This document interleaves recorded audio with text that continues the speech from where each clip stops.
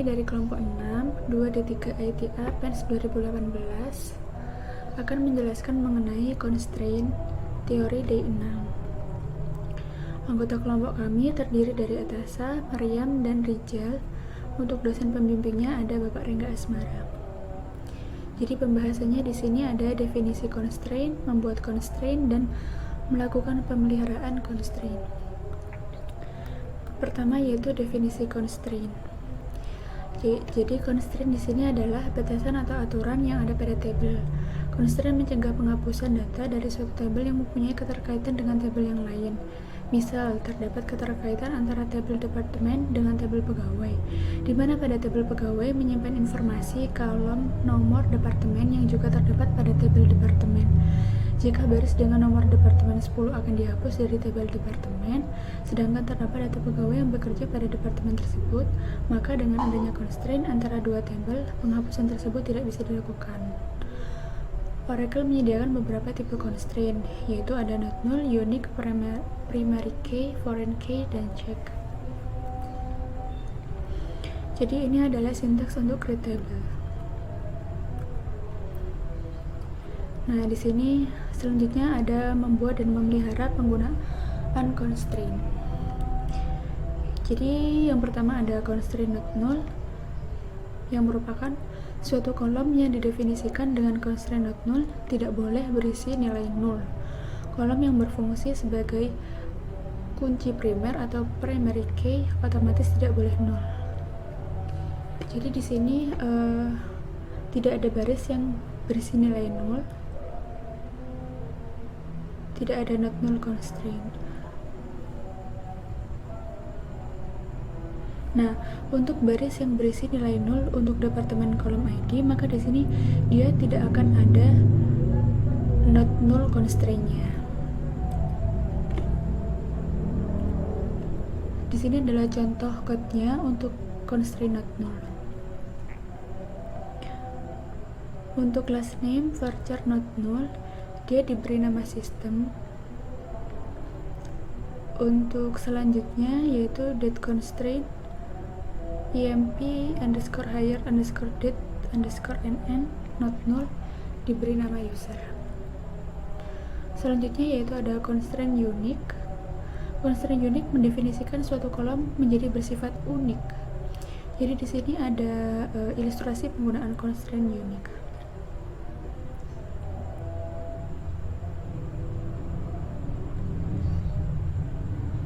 Jadi ini adalah hasilnya. Email ini merupakan constraint unique-nya. Jadi di sini perintah pembuatan tabel. Jadi untuk constraint emp email uk unique email. Jadi di sini email ini merupakan suatu kolom yang unik. Selanjutnya yaitu ada constraint primary key. Jadi constraint primary key membentuk key yang unik untuk suatu tabel.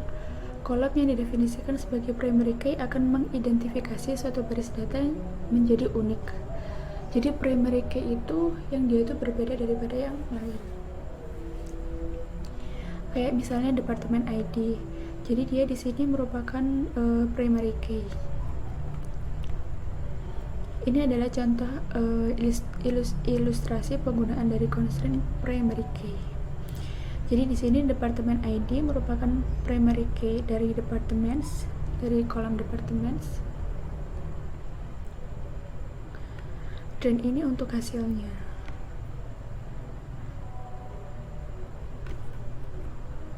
Kemudian yaitu ada constraint foreign key.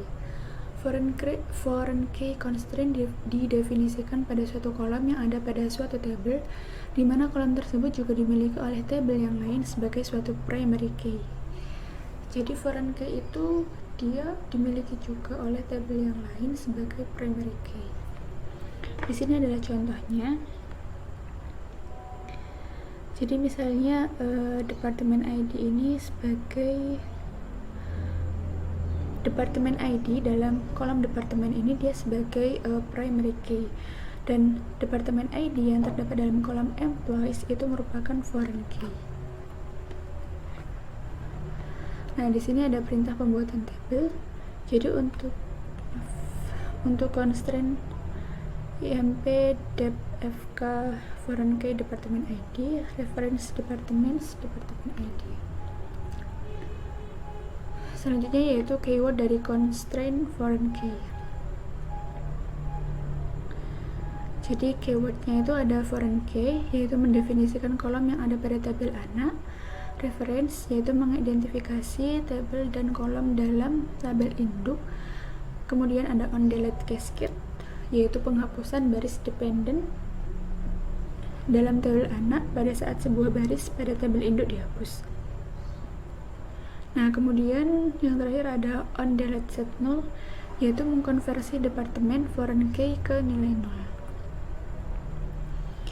Kemudian di sini ada constraint check, yaitu dia itu digunakan untuk mendefinisikan suatu kondisi yang harus dipenuhi oleh tiap baris data dalam tabel.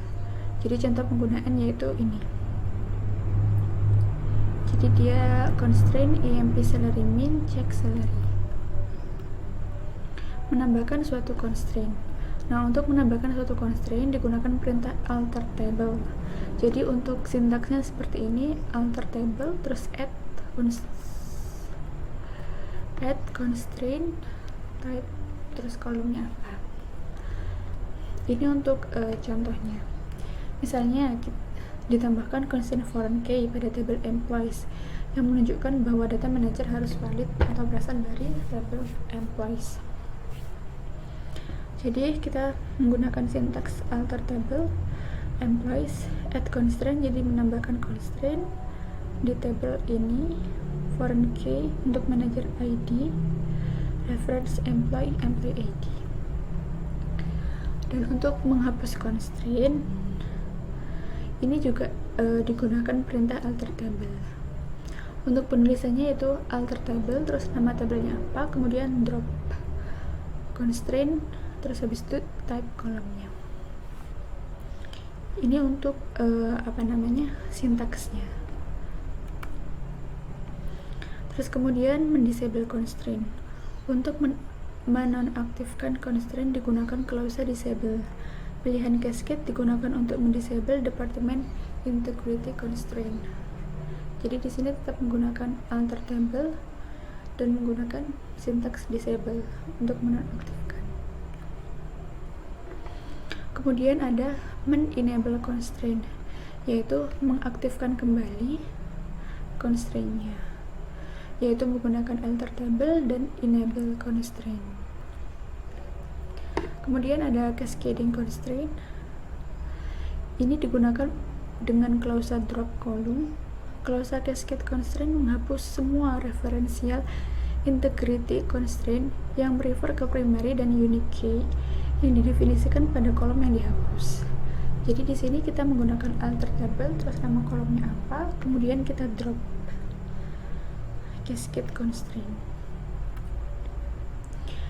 Ini untuk menampilkan constraint. Jadi tabel user constraint itu menyimpan informasi tentang constraint. Kolom tipe constraint dapat berisi C untuk constraint check, R untuk referential integrity atau foreign key, P untuk primary key, dan U untuk constraint unique. Jadi di sini kita menggunakan sintaks ini, select constraint name, constraint type, search condition from user constraints. Nanti di sini akan muncul constraint-nya. Kemudian yaitu menampilkan kolom yang berasosiasi dengan suatu constraint.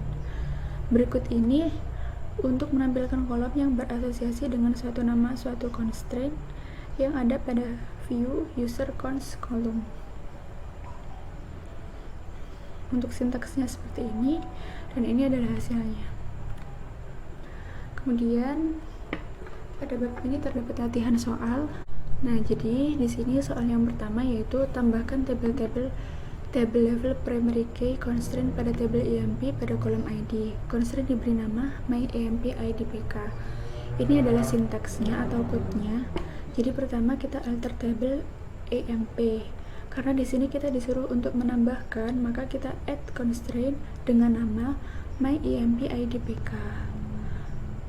Dan constraint yang digunakan yaitu primary key ID. Kemudian soal yang kedua, buat primary key constraint pada tabel depth dengan menggunakan kolom ID. Constraint diberi nama myDepth-IDPK.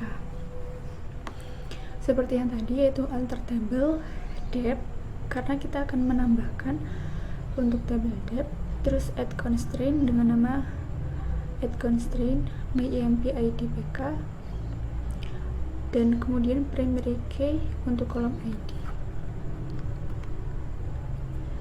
Selanjutnya soal yang ketiga yaitu tambahkan pada kolom depth ID ke dalam tabel IMP. Tambahkan foreign key reference pada tabel IMP yang memastikan bahwa data pegawai dimasukkan berdasarkan nomor departemen yang ada pada tabel depth. Jadi pertama kita akan menambahkan kolom depth ID. Kemudian kita menambahkan constraint dengan nama IMP depth FK, yaitu dia memiliki constraint foreign key pada kolom ID dan reference depth pada kolom ID. Untuk soal yang keempat yaitu tampilkan constraint yang telah ditambahkan dengan melihat pada view user constraint. Ini untuk code-nya. Jadi untuk melihat constraint yang sudah ditambahkan, kita bisa pakai ini, from user constraint. Kemudian yang kelima, tampilkan nama objek dan tipenya dari data dictionary user object untuk tabel IMP dan depth. Jadi ini untuk code-nya yaitu select object name dan object type dari dictionary user object dalam object name yang ada di depth sama di employee.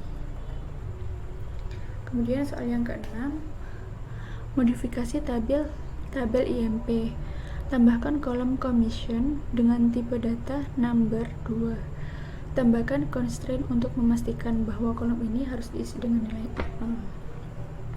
Jadi di sini kita menambahkan commission kan, kolom komisi. Add commission number 2.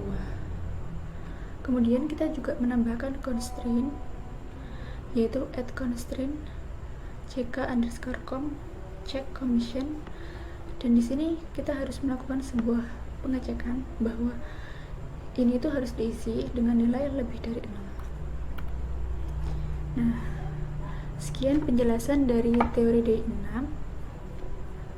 Wassalamualaikum warahmatullahi wabarakatuh.